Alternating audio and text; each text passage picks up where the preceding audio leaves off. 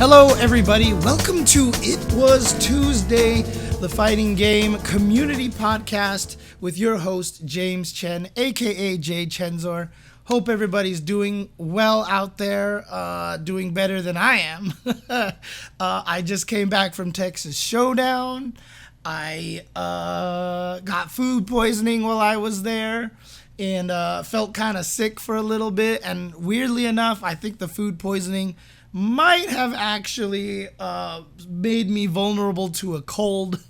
I'm actually kind of sick right now, as you can tell from the coughing and all that stuff like that. So I'm definitely feeling a little under the weather right now. Fortunately, as you can, well, you can't see at all from here, but it is negative. So it is not COVID. It is just a cold. I'm just sick, unfortunately. What is norovirus? Why is there like 7,000 things? What is norovirus? Do I even want to know what the heck norovirus is? Is like turbo flu. Okay, could be. That's fair. But yeah, let's talk about the current topic that is going on here. And of course, the big topic of the day, everybody's discussing it. All fighting game players who are producing content are discussing this. Why didn't I accidentally close my overlay controls? Let's see.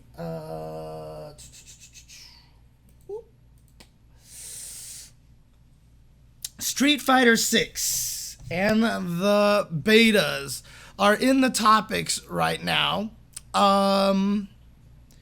If you actually take a look at this right now, so look, the betas came out. Everybody knows about this. It's not a big secret. There is basically after the first beta, users were able to create a crack out of the beta that allows them to keep playing the beta, obviously without the online features and stuff because it can't communicate with the server and such. But people are still able to access everything that was on the beta, including the training mode, the original 8 characters, versus mode, etc., etc. And so a lot of people have been using this beta for and playing on this beta quite some time. Excuse me, as I said, a little bit sick here.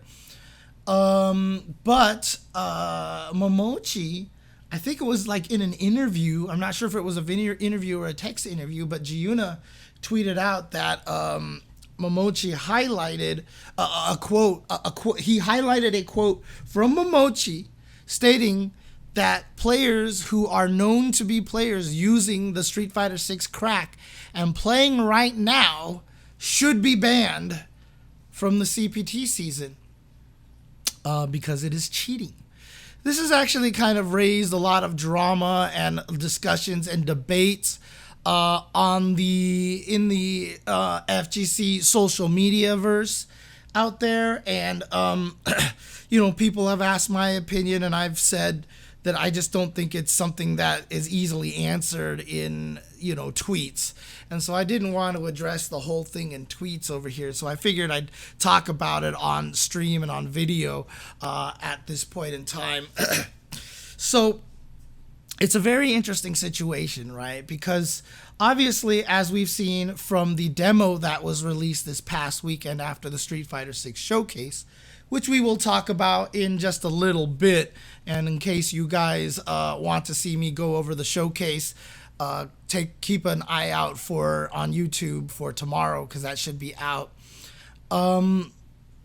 The cracked version is not the final version, obviously. There have already been changes to Ryu and Luke that people have found now, albeit they are balance changes and are probably relatively minor to the general strategy. And so, yeah, you can always see it. You can see a lot of people talking about it in the chat already. Some people are like, yes, absolutely ban them. They're cheating. A lot of people are like, whatever. It doesn't even matter because it's going to be different anyway, whatever, etc., etc.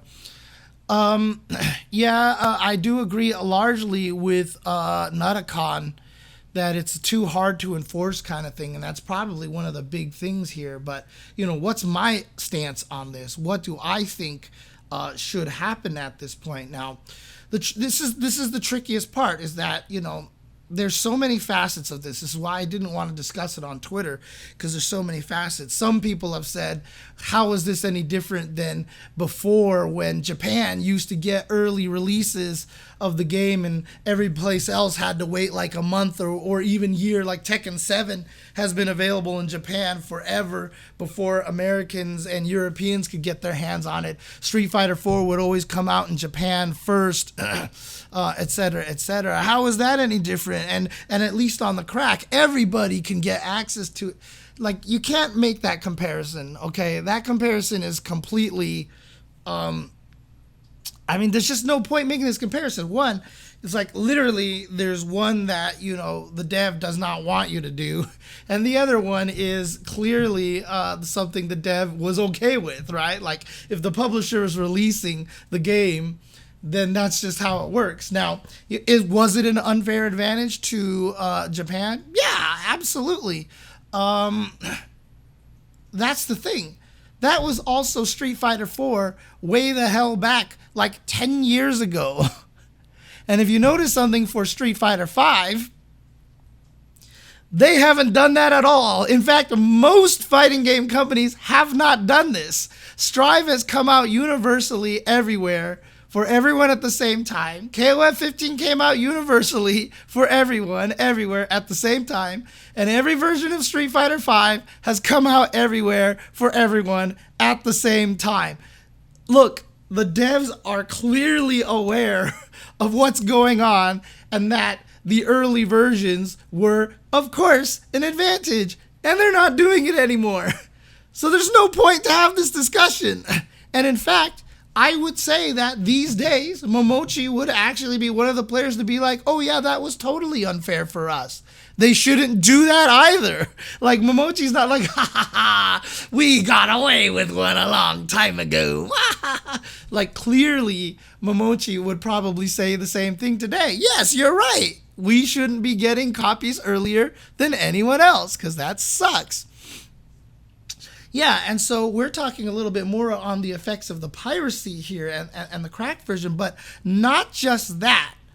Okay, obviously this is illegal, right? Like, it's illegal. Like, we're not supposed to be using the crack, right? This is clearly something that the developers didn't want. In fact, my guess is that Beta 2 probably would have had some different characters than Beta 1 if that first crack hadn't occurred. After that first crack occurred, you saw that there were basically no balance changes in the beta number 2. And that's because at this point in time, Capcom's probably like, well, we don't want to update anything. We don't want to give away anything anymore, right? And so at this point, they were just going to give us a repeat of what it was before. We still have no word on any sort of open beta to test matchmaking. And I wonder if this is one of the reasons, is because the crack came out here. And saying like, oh, I don't even know what that means. Mochi is just mad Japanese players would get banned way faster. I don't even know what that means. I don't even know what that means. Like, I don't see why anybody in Japan would get banned faster than anybody else. If he was mad about that, then wouldn't he not want people to be banned? I don't know. But in any case, no, there are definitely some FGC players doing the cracking. Using the crack, as we should say. No. So what Momochi is not really worried about, I don't think, is the implications of just piracy. Like, you bad people, piracy, bad people. Like, I don't think that's what the issue is. I think the issue is that when Capcom at Capcom Cup this year announced that the prize pool was going to be $2 million and the first prize was going to be $1 million, I think a lot of people were kind of hoping that this was this really cool precedent and like Capcom would just all of a sudden like be able to maintain this year after year after year, right? Like they just said, here's $1 million. And we're like, shit, is Street Fighter 6 going to be this way? However, the issue is that since then, the language has changed pretty drastically. And what Capcom seems to keep saying is, and in celebration of the first year, the prize pool for this CPT will be $1 million to first place, which means it sounds like it could be $1 million for this first year and then never again. At least unless they can get the budget, etc., etc. So, my original stance on the crack was, who cares, right? Like, because you know what? People had the Street Fighter V crack early on. Some players definitely benefited from that with very early success. That was parlayed. Some of them parlayed it into sponsorships and such. But that was also back then when sponsorships were kind of like being thrown out like crazy, right? Like we actually had like a lot of sponsorships in the FGC. This year, we just basically seem to be having none. And every esports org seems to be shutting down, right? So the whole entire thing is that after a few good months, I don't think the crack mattered in Street Fighter V. Obviously, there's a lot of characters that weren't in the Street Fighter crack, the Street Fighter V crack. And then a lot of the best players are just going to be the best players anyway. You know, you're not going to have access to the other entire 10 characters in the beta. So you have to learn how to fight those characters the same way you're going to have to learn as everybody else is learning how to fight them. There's going to be balance changes that are going to change the way the character plays a little bit. So that's also going to affect it as well, etc., etc. However, the issue now, however, is the people with the crack. If this is, we don't know how CPT is going to be structured, but let's say EVO is an instant qualifier. Let's say they determine CEO is going to be an instant qualifier to Capcom Cup. Even if they're not instant qualifiers and you get a ton of points for getting you into Capcom Cup, clearly having and playing the crack these past half a year is a huge advantage. Right? And so it's going to help them get into Capcom Cup a lot easier. It's going to help them at least get into that position to win $1 million. Now, obviously, if they're not very good in the end, fundamentally, they're not going to win Capcom Cup, clearly. I mean, there are some good players that we know have access to the crack. They could definitely benefit from it greatly, but it probably won't affect the results too badly, except for the fact that it may rob the opportunity away from some people who chose not to play on the crack, right? I mean, we saw in the second beta, there were a lot of online tournaments, and a lot of the players that have been playing on the crack were clearly already using strategies that a lot of us hadn't thought of, and using kind of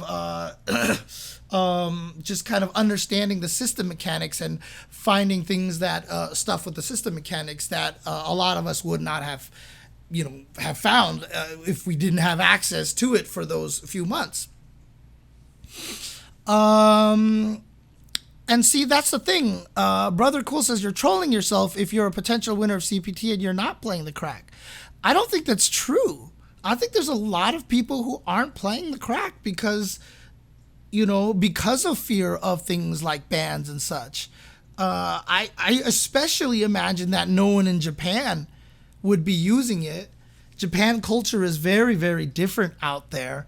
And Japan's not, they're not as heavy in PC gaming. Japan has always been a console-oriented country as for their gaming and stuff. Sure, a lot of their fighting game players are on PC now, but also they have a lot more to lose, being part of JESPA, which is literally like their licenses are handed out by Capcom, right? Like there's a lot more at stake for Japan than there is for US, right?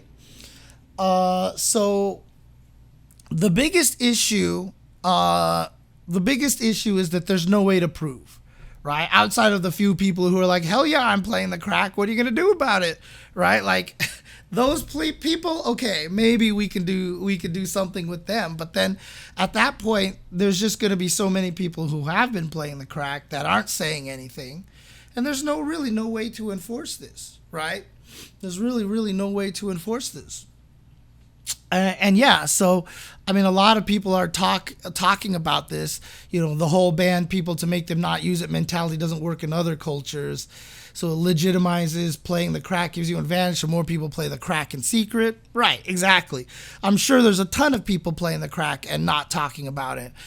Fields Hangout says, morals is a strong argument for those who care. I think pros who are arguing that people using the crack have an advantage tend to forget they have Capcom champions, etc., in their group chats that they can play for first to 100 when they want. So yeah, there's definitely an advantage that they have, etc., etc. This is why I said it's impossible to talk about Twitter, right? Like talk about on Twitter. This is such a thing. Lead time argument is important, Super Moose. Lead time argument is largely why Japan has dominated a lot of fighting games in the past, because they've had access to a lot of fighting games early. Like every time a new Guilty Gear came out, they had access to a new Guilty Gear for months before US did. Like literally lead time is a huge advantage, right? Well, right, exactly. What's the excuse after the game has been out for a year though? Right. And that's my point, is that I don't think after a year it matters. The problem is there's $1 million on the line. And clearly, the first few months are going to affect who gets to play for those $1 million. You're absolutely right. My mindset is that in the end, the crack isn't going to matter. Because after a year, hell, maybe even after 6 months, it might not matter at all because the good players are going to be the good players. The problem is that early on, like CEO and Evo are literally taking place less than 2 months after the game comes out, right? Well, actually, Evo is what? 2.5 months after the game comes out. So it'll be 3 months. And yes, 3 months is a while. Like we'll find all sorts of new stuff, but the people playing the crack will still have an advantage in about 3 months' time, I think. So there is a good chance that the Evo winner, and if Evo becomes an instant qualifier for Capcom Cup like it was last year, that's how Kawano got in. Does that mean then that they took a spot from somebody else necessarily? So again, that's the question. Normally I am right there with you that after a while, the crack just doesn't matter anymore. Like it just doesn't make a difference. For me, it's just that these first few months and with $1 million on the line. See, from a person who comes from an arcade perspective and the way that my brain works, fighting game balance, et cetera, all these issues never used to be really a concern because there's not $1 million on the line, right? I just came from Texas Showdown where I commentated CVS2 and Super Turbo and Alpha 2 and all these games, and we're just having a grand old time, and we're like, retro games are hype and fun and blah, blah, blah. Now run a Super Turbo tournament with $1 million on the line, and let's see how many people all of a sudden start getting mad about how bad some of the characters are or how broken Vega is in Super Turbo, or how stupid Ganajin is in Third Strike. Like, it's not gonna be just like yeah, that's the balance, but we learn how to like, things change as soon as you put that in there. I first made that realization when Chen in season 1 of Street Fighter V was playing Fong, and he just left Fong. And I was like, why? You were doing good with Fong. Fong is cool, whatever. He might not be top tier, but then I was like, wait, Chen might literally be basing his finances on whether he wins CPT events or not. What is the impetus for actually continuing to play this low tier character when so much money is on the line? Everything changes when you start putting that much money on the line, which is, of course, an argument that some people give that esports kind of ruins things. That's another story for another time. That is a completely different conversation. The conversation we're having right now is based in reality. The players who have access to the crack could easily win EVO, CEO, etc., and get an early jump on points in terms of CPT, which will give them the chance to win $1 million that maybe they didn't deserve. That part is an opinion, because obviously, if you are using the crack and are able to win CEO or EVO, you're still pretty damn good at the fighting game. You're still pretty damn good at the fighting game, because no amount of access to the crack is going to turn an average player into someone who's going to be able to beat like 1 month IDOM, right? It's just not going to happen. That's just kind of, this is why it's such a gray area, because in the end, it might not actually matter. In the end, it might not make a difference. And the main thing is, how do we enforce it? Like, there's literally no way to enforce it, right? I mean, I've even tried to think of like some clever ways to like make things confusing. Like, there's just no way, right? Like, obviously,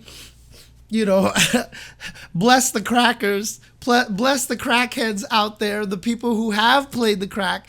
Thank you so much, because I guarantee you guys nerfed Guile before the game comes out. Yes, because Guile is not going to be able to do any of those loops that he could do before. I'm almost certain of that. But basically, like, obviously things are going to change in the game. But it's not enough, right? Like, this is just going to be like little minor changes. Every year that we've had patch notes for Street Fighter V, that hasn't made or it hasn't made or broken any of the players of that character, unless the change was like super significant, I mean, what else will we call it, Wake Up Super, besides calling it the crack? But yeah, we really don't know. The game could come out and all of a sudden the drive system is wildly different. Who knows? Who knows? But I just call it cocaine. I can smell Uranus from here. Oh, we've already gotten rid of that bad joke and renamed it. What do we call it now? Urectum. Oh man, shout outs to Futurama. But yeah, that's the thing. In the end, this is impossible to enforce. And so I really don't think that there's any way that we could enforce this anyway. So regardless of what Momochi feels at this point in time, I don't really think that there's anything we could do about it. That's the main conclusion that I come to, is that I just don't think there's anything we can do about it. So in the end, it sucks for me to say this. I think the conversation is moot. I think the point is moot anyway. Momochi saying that he feels like the players playing the crack should be banned is just him expressing his opinion. I don't think there's anything Capcom can really do about it. So in the end, I think I don't think anything's going to change, really. I think everything is just going to be exactly how it is. So I know people just want to know how I feel about it. Like, honestly, I'd never cared. because like I said, I feel like it's not going to matter after a given amount of time. The only thing that changes everything is the $1 million on the line. And if Capcom was continuing to give out $1 million every year, which they could do, we have no idea. It depends on how successful Street Fighter 6 is. I'm sure if Street Fighter 6 actually exceeds expectations, we could get $1 million every year. If we were guaranteed $1 million every year, at this point, that would make me care even less. But if we go from $1 million back to $250,000 the next few years, or even back down to $120,000 like Mena won this previous year, you know, that's the concern right there. That's the main concern. Capcom may not care, but was it right from an integrity of competition standpoint? The community needs to be the one to say that it's not right. Yeah, I mean, I don't think it's right. I mean, Japan is always woefully unaware of how easy it is to hack things, right? They always underestimate the hackers. As soon as they put a beta on PC, you knew exactly what was gonna happen. You knew exactly what was gonna happen, right? I don't think it's right, but my brain is also like, yeah, obviously it was going to happen. Well, the demo doesn't matter, Wake Up Super, because the demo's not going away. The demo isn't for a weekend. The demo is literally forever at this point. We're going to have the demos on our machines. I haven't heard them saying anything about shutting the demo down. The demo is literally like all the other demos. You download the demo and you're just going to hold on to it pretty much the entire time. So let's say if they suddenly banned a bunch of players tomorrow for playing the crack, how would you feel about it? How would I feel about it? Like, I mean, personally, like if you sat around bragging about the fact that you were playing the crack, then, I mean, you reap what you sow.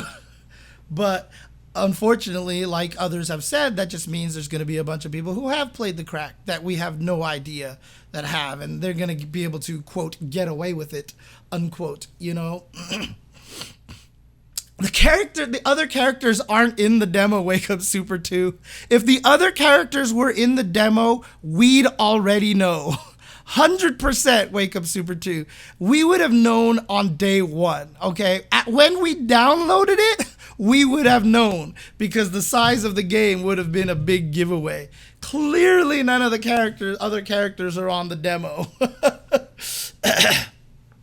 Yeah, and Marmon, you know, is definitely speaking, you know, from the fighting game community.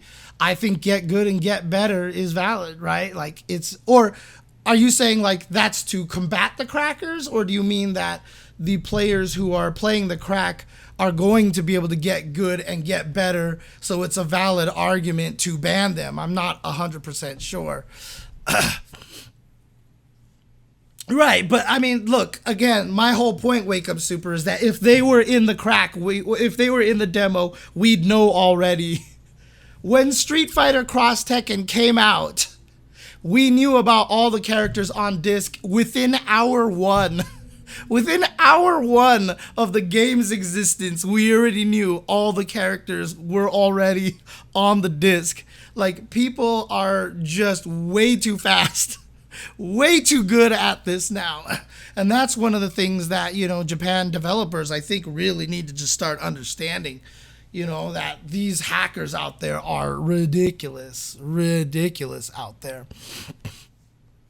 What if an American player finally breaks the curse at EVO by winning Street Fighter 6, but then everyone puts an asterisk on it because they were a player that had the crack?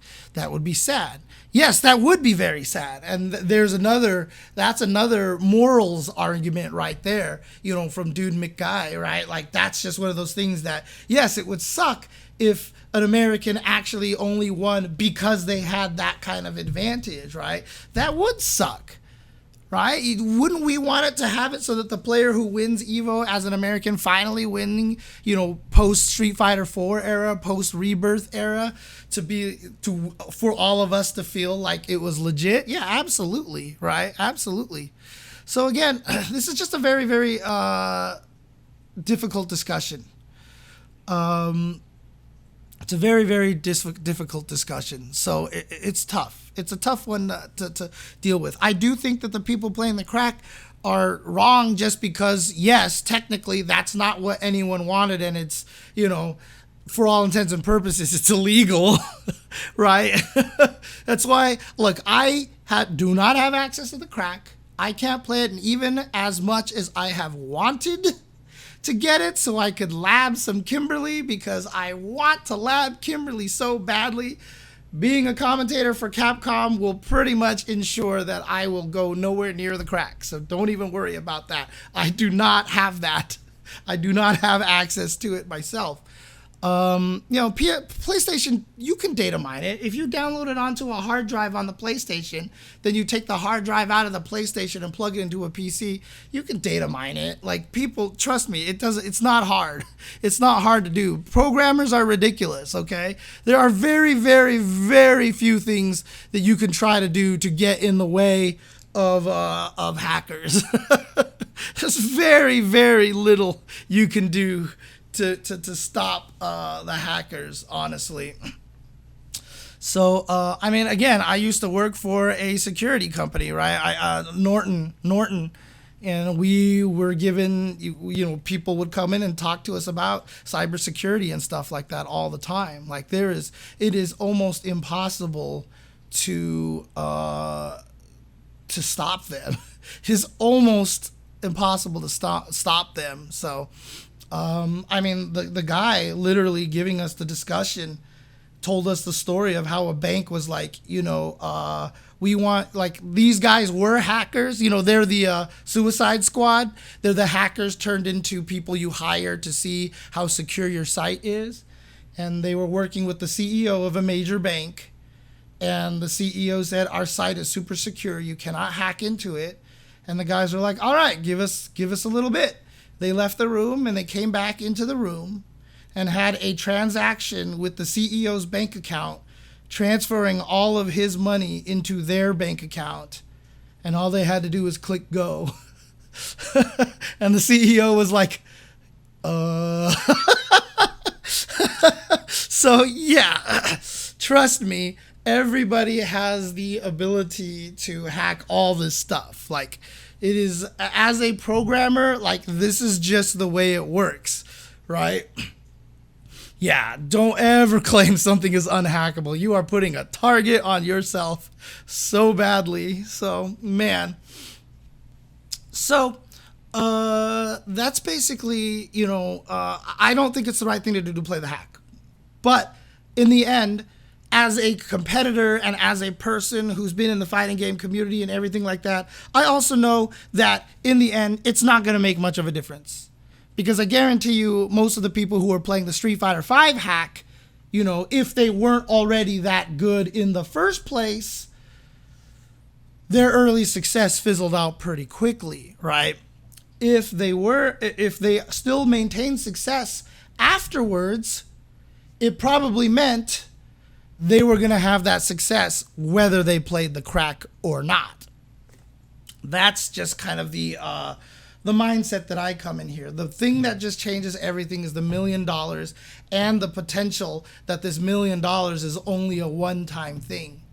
Like, I can't even explain to you, like, if you're a legit good player and you see this $1 million prize at the end of the road, like, someone is winning $1 million. Like, this is not going to be a maybe someone wins $1 million, like some sort of like lotto ticket kind of thing, like you play every week and sometimes nobody wins. Like, literally at some point in time, early next year, someone is winning $1 million for playing Street Fighter 6. And because that money is on the line, that's what changes things. That's what changes, in my opinion, how Momochi is feeling about this and approaching about this, because this is a big, big deal, right? Right, exactly, Robster Roll. And that's the thing is that, to commemorate the launch, special prize. Again, if Street Fighter 6 just all of a sudden explodes like gangbusters and just gets budget and money like you can't imagine, sure enough, maybe we'll get another $1 million and maybe it can be sustained in the future as just part of their marketing budget, or they really get to build up a real esports division like a League of Legends, like a Riot.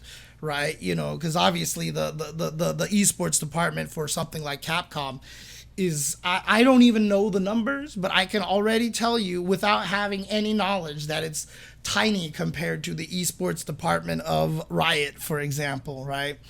So, if they can actually get to that point, then maybe it'll work out. But for now, it matters. It matters. Having that little early start matters.